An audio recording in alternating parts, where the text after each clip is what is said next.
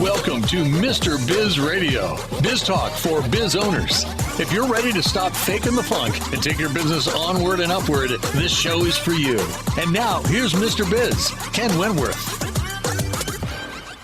All right, welcome to another episode of Mr. Biz Radio with me, Mr. Biz, Ken Wentworth. And the good news is you're stuck with me. You got me. The bad news is you're stuck with me. We're going to do a show today talking about the three pillars of financial success. So, and let me tell you a little the genesis of this show. So, I've been having a lot of people ask me, especially with the economic uncertainty that has been going on globally for seemingly far too long now. Although we had a huge run there, people forget that we had a 10, 12-year run. It was pretty much unprecedented. Typically, economic cycle is about 5 years, right? You go up and you start to come down, you go back up. And we had a constant, about a dozen years in a row, actually, maybe a little bit more than that, actually, of prosperity.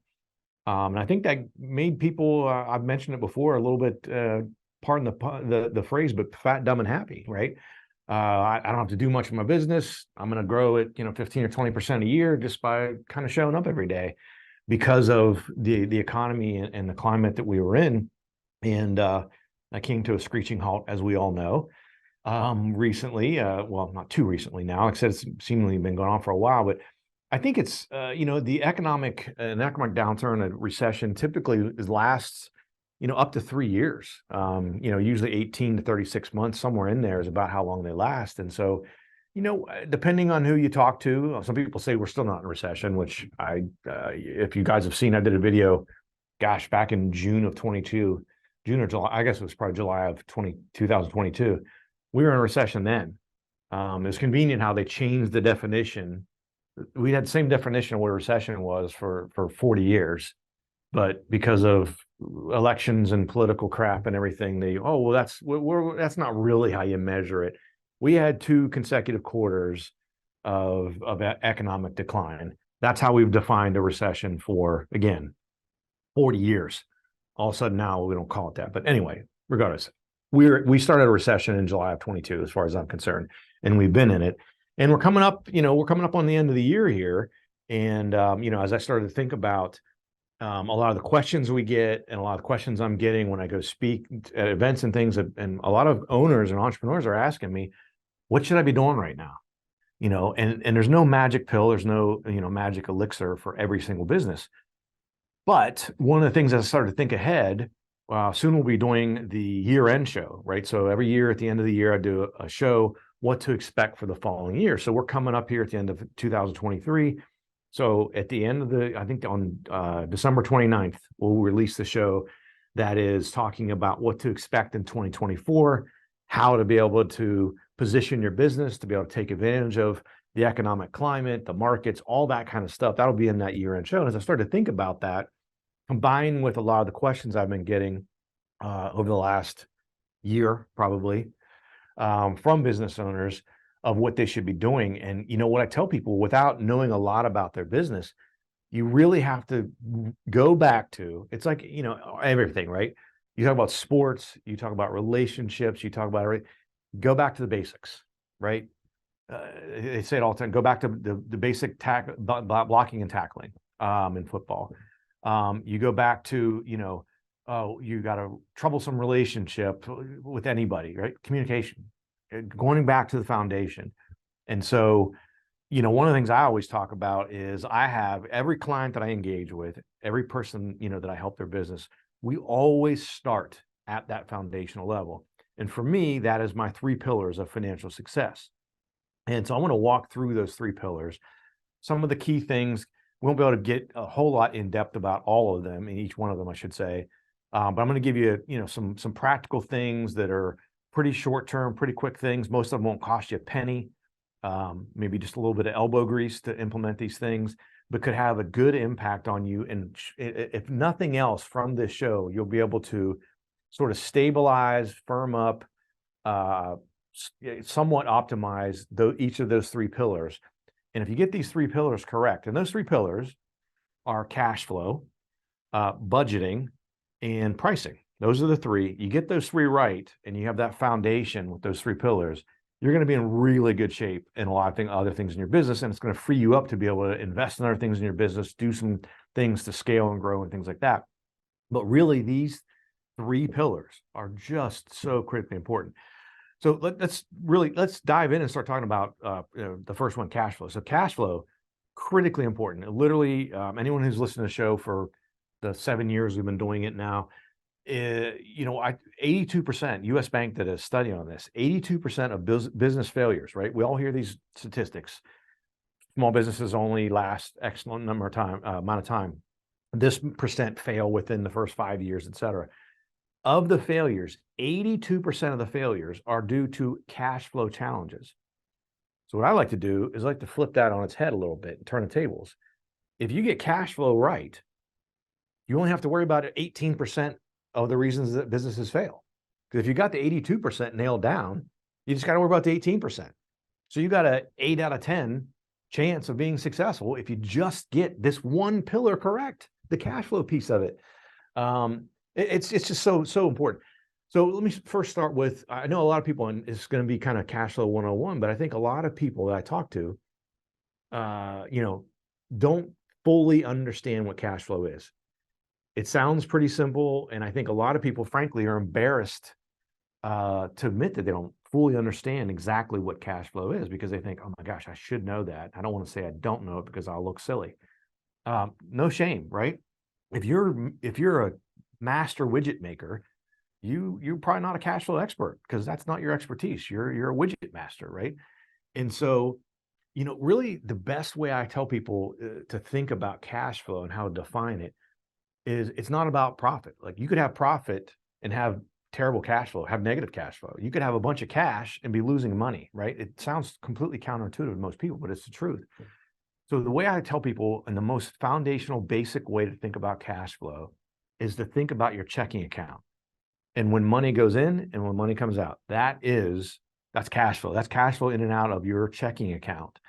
And so it's really just about when you literally receive the money in, when it's in the account and available for your use, or when it's gone and it's no longer available for you. It's all about that cash. Has nothing, well, I shouldn't say nothing. There's a relationship, but could have nothing potentially to do, or very little to do, with actually profits. As I mentioned, you could have a business where your financials say that you're making money and you've got positive net income, but you don't have enough money to make payroll.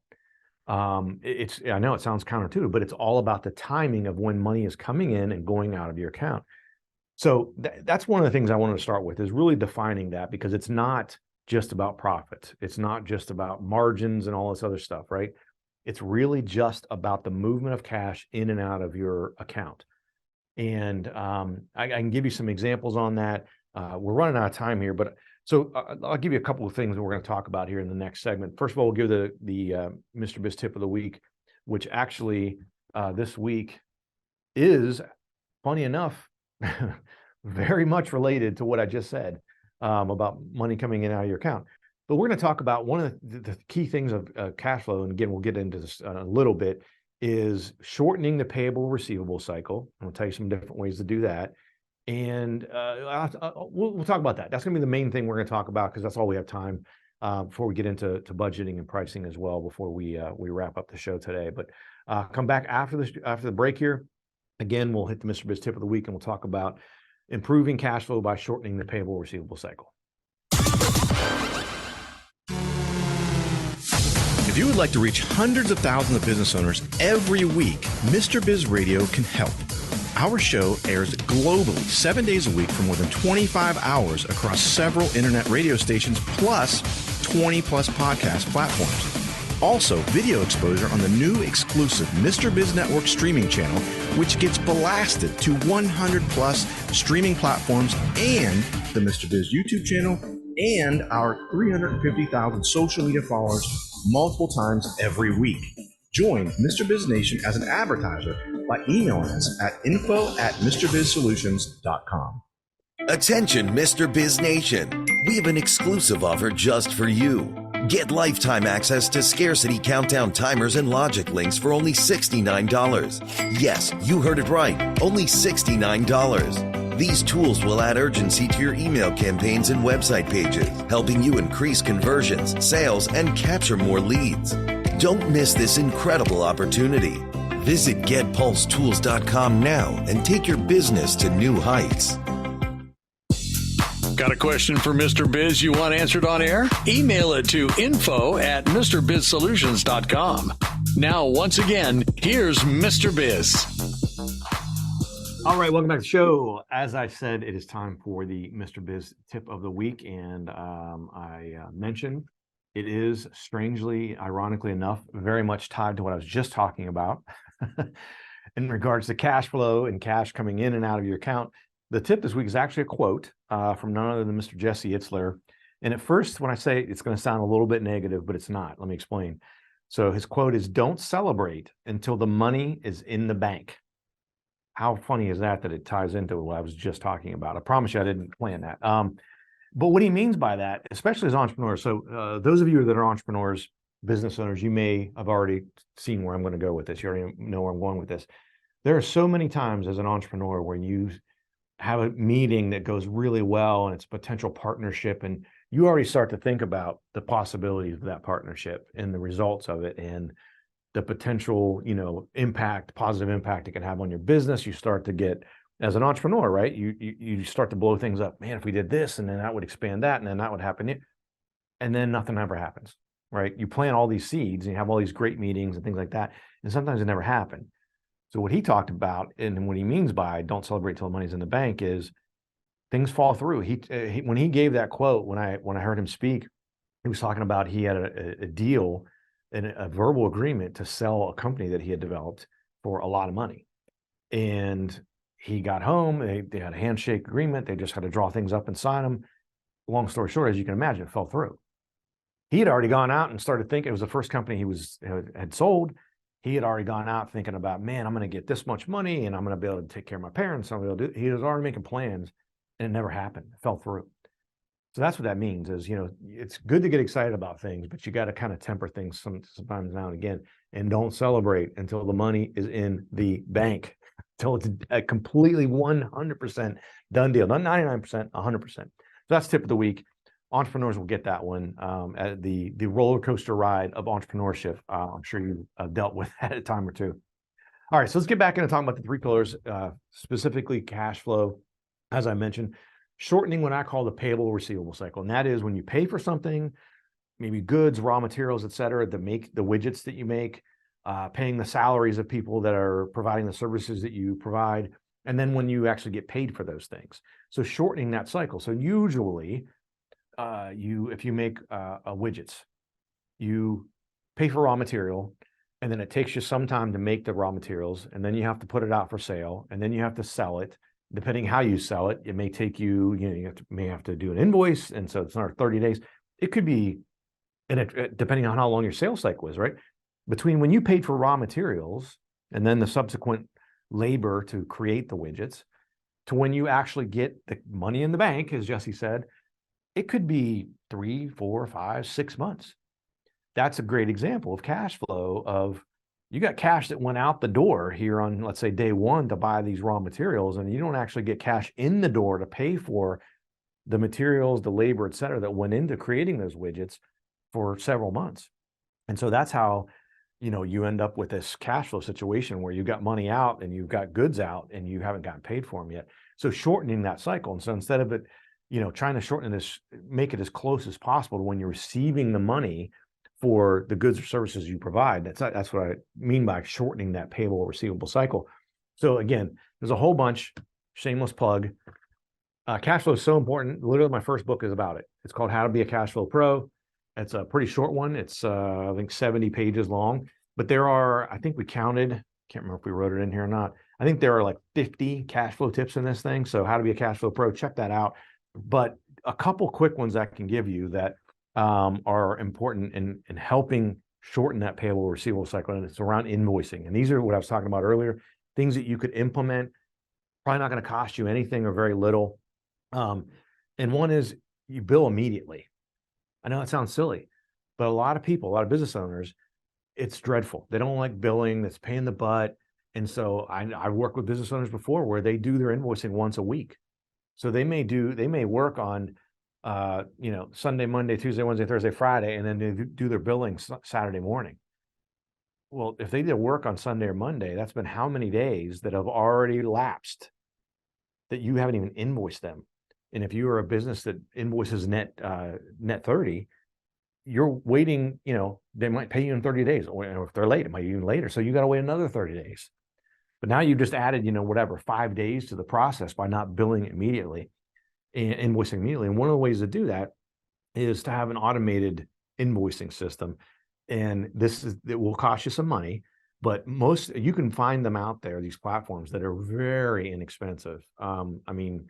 Less than $50 a month to be able to invoice automatically, immediately. And then the next thing I was going to mention is automate your invoicing, meaning that, so if I do a job 10 o'clock in the morning on a Monday, when I go back out to my vehicle, if I, let's say I'm a plumber and I go do a plumbing job at someone's house, when I get back out to the truck, I invoice them immediately. I might even invoice them while I'm in the kitchen, because then if you do that, it's even better, because you can invoice them immediately and you can say, hey, can you please check your phone to make sure you got that? And more than likely what happens in that scenario, they'll pay you immediately. While they have it pulled up, yep, I got it. And while they already have it pulled up, they'll pay you. Boom, you just got paid. Instead of, waiting this extended period of time. The other thing that using a platform to do your invoicing does is you can have it set up to automatically send reminders. So again, if you do a net 30 and you're expecting to be paid within 30 days, you can set it up to send out automatically reminders throughout. If they haven't paid yet, it'll send out a reminder, let's say 15 days out. Hey, reminder, this is due on the 30th, it's the 15th. And then again, you can send it out as often as you'd like. Try not to be a nuisance, but you could make them a little more frequent as it closer to 30 days. And then the other thing I like to do that will do a massive thing for you is if you're 30 days, on day 35-ish, so give them a few days, right? Maybe they mailed it, got stuck in the mail. That happens, especially nowadays. But by day 35 or so, you should have received your payment. Hopefully you received it much earlier, but have someone on your team that every day they go out and any invoice that is 35 days gets a call. And it's just a phone call, and it doesn't have to be heavy-handed or anything. It's just, hey, this is Ken. I'm calling from Ken's Plumbing. We just want to make sure you got your invoice. We were looking for payment on that soon. If you want, if it's convenient for you, I can actually take payment right now. And you could get the payment right over the phone right then. They might say, oh yeah, we sent the check, or it's in our accounts payable department or something like that. Nonetheless, with the reminders and then a phone call, they know you're serious about your accounts receivable. And squeaky wheel gets the oil, as they say. I talk about this all the time, is getting to the top of the pay pile, P-I-L-E. At the end of the month, you get a business, especially in these uncertain economic times, they've got $5,000 of invoices to pay, and they've got $3,000 in the bank account. They got to prioritize their invoices. Who am I going to pay? Who's going to have to wait? If you're the squeaky wheel, if you're the one sending the reminders, if you're the one, they know they're getting a phone call 35 days in, you're going to get paid before the company that does nothing, sends no reminders, doesn't say anything, doesn't really care. So that is extremely important. The one other thing on the payable side that I'll mention, it's the flip of that, right? So if you get an invoice that's a net 30, unless you're going to pay it early and you can afford to on your cash flow for a discount, unless you're going to do that, there is no need to pay that invoice early. And that's not nefarious. That's not bad business. Someone sends you something that says this is due 30 days out, say on the 30th. If you paid them on the 29th, you've paid within the terms that they've asked. That's not bad. A lot of people have criticized in the past and say, oh my gosh, you should pay right away. No, you shouldn't. Absolutely not. People don't do that for you either. It's part of business. That's why you do a net 30 invoice. Otherwise, it's due immediately, right? So that's another thing you can do to shorten that payable receivable cycle. We're going to hit another break here. And then the last segment, we're going to talk about budgeting and pricing. How would you like to have direct access to Mr. Biz to help you run your business more profitably and more efficiently? At MrBizSolutions.com, you get live access to not only Mr. Biz, but also several of his hand-picked and trusted business experts, each with 20 plus years of experience to help you optimally manage and grow your business. That's just the start of where Mr. Biz Solutions begins. Learn more at MrBizSolutions.com. That's MrBizSolutions.com. Attention, Mr. Biz Nation. We have an exclusive offer just for you.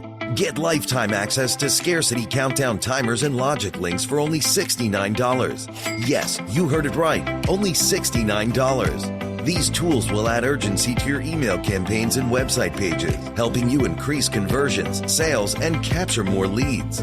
Don't miss this incredible opportunity. Visit GetPulseTools.com now and take your business to new heights. Check out all 3 of Mr. Biz's best-selling books at MrBizBooks.com. Now, once again, here's Mr. Biz. All right, welcome back to the show. All right, again, talking about the 3 pillars of financial success: cash flow, budgeting, pricing. We've talked about cash flow. And you might say, we're 2/3 of the way through the show and you've only gotten through 1.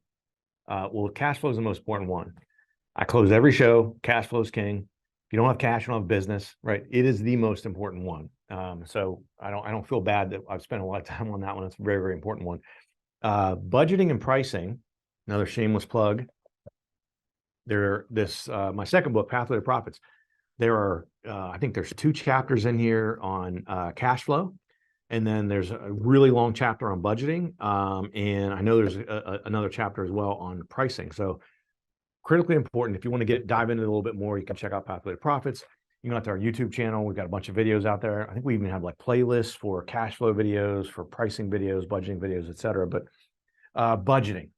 So why is that important? Budgeting is, as they say, what you measure is what moves. What you monitor is what moves and what improves, right?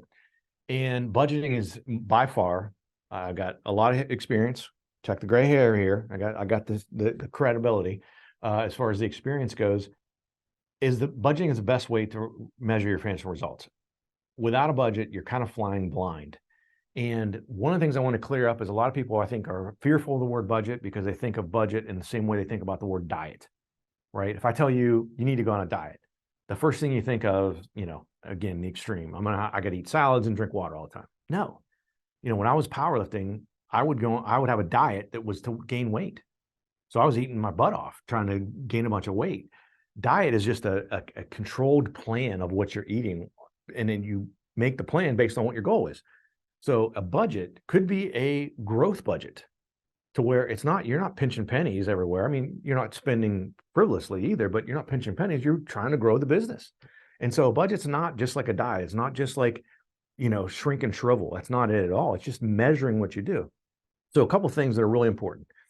The way I build a budget, and again, I got to kind of run through this so I make sure we get through the pricing stuff as well, but I start with the revenue budget. Start with what you want to have for the budget for the year. What is your goal for sales, for revenue for that year?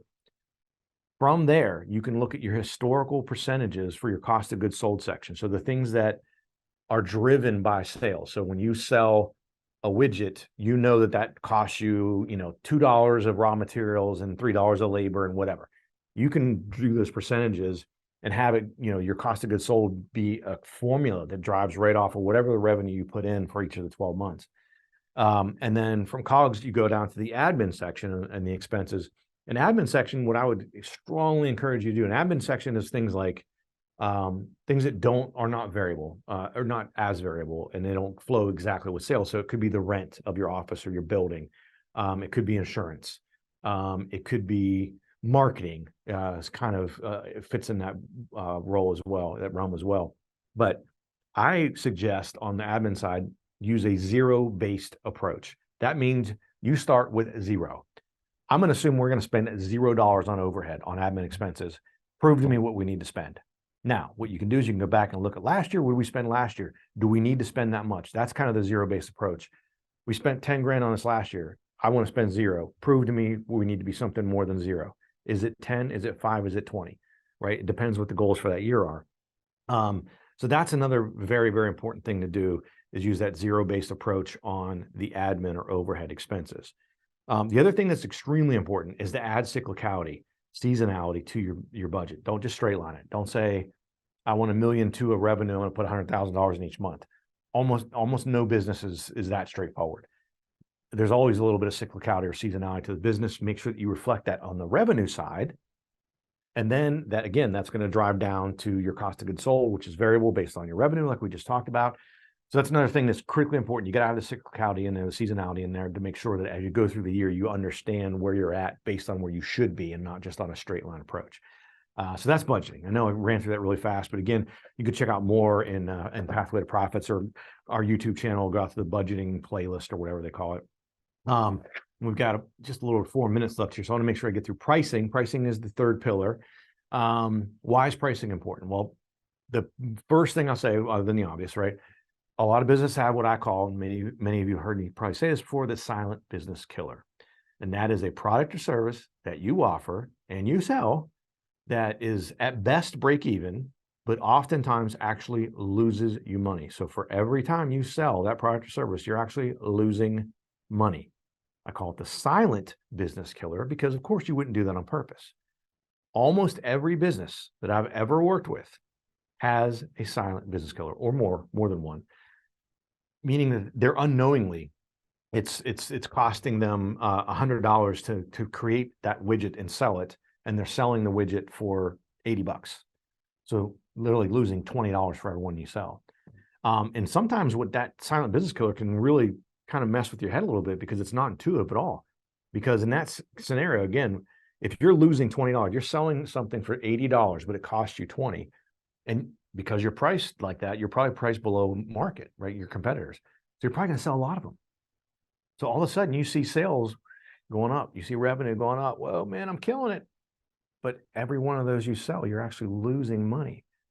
So sales are going up and your net income is going the crapper, is going down. Wait, if sales go up, shouldn't net income go up? Well, that's intuitively what you would think. But in this scenario, it's not. The higher this goes, the lower this is going to go. You're driving it in the opposite direction. Critically important. I've got examples I wanted to talk through, but I think we're going to run out of time here. But a couple things I wanted to mention that are really important. People talk about gross profit. People talk about net profit. And this directly ties into pricing. Gross profit, okay, fine, okay. You got to do it. You got to take a look at it, right? There's some meaning to it, but it has maybe a fifth of the meaning that net is. Net is what ends up in your pocket after everything, right? And so that's what's really important in regards to pricing, because a lot of people price off of gross profit. Hey, I want to get my gross margin, which is just gross profit divided by your sales or your revenue. So they go, man, I want to hit 60%. Well, they may hit 60% on a gross profit, but then their overhead expenses, like we were talking about with budgeting, eat all of that up and then some. So maybe they're 65%. So at the end of the day, you might have a 60% gross margin, but you're negative 5% net. You're losing money, right? Critically important in getting that all right and make sure your pricing has all aspects of your business. There's another thing that I see mistakes made on the pricing side is people don't put all of them into it. And again, I've got examples I was going to give, real life examples with clients that I wouldn't name who it was, but I've run into this scenario where they, didn't price things correctly and it just absolutely, was really crushing their business until we got it fixed. And then when you do fix it, that scenario I mentioned where sales are going up, but net income's, going lower and lower. When you fix that, make a couple tweaks, it drastically swings things in the other direction. Like I went almost overnight. Think about it. If you did that. And just real quick, I wrote these down just so I didn't mess up the numbers talking through it. But you could literally, if you get your pricing right and you tweak it and your pricing is off right now, meaning your margins. I always talk about MYM, mind your margins, right? You guys probably have heard me say that before. You could have less sales, less revenue, and make more money, have a higher net income. Mr. Biz, that sounds crazy. Well, if you have 10 million in sales at a 25% net margin, you're going to make $2.5 million bucks, right? 25% times 10 million. If you had 9 million in sales, 10% less, right? $1 million less sales, but your net margins were 30%. Sounds like a lot. It's not. To make that change to 25 to 30, not a huge thing. Your net income is 2.7 million. You make $200,000 more on $1 million less of revenue. That's how impactful pricing is. All right, guys. Again, pricing, pathway to profits in there too. Run out of time. I know I ran through the last two pretty quick, but hopefully it was valuable. As always, thanks for watching. Thanks for listening. Have a great rest of your week. Hope you guys got something out of this one. And I guess that's about it for this one. Don't forget, as always, you know what I'm going to say, cash flow is king. To become part of Mr. Biz Nation, follow him on all social media platforms or never miss a show by going to MrBizRadio.com. If you prefer free video content, visit the Mr. Biz YouTube channel or check out his streaming channel, which is available on 100 plus streaming platforms at MrBizNetwork.com.